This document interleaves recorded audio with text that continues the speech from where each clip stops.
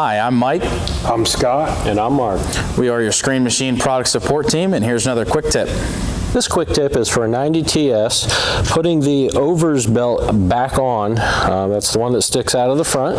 As you can see here, we have it off. We have it ready to go.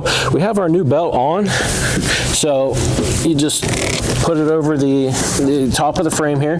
What you want to make sure of is that you have the cleats going the right direction. As you can see, the U-shapes are pointing up. That helps carry the material up to the top. So just make sure you get your belt on right.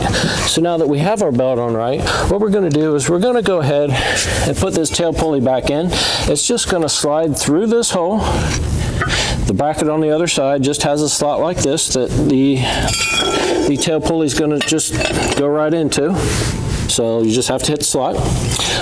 So we'll go ahead and we'll put the tail pulley back in, and then we'll go ahead and get our bracket back on.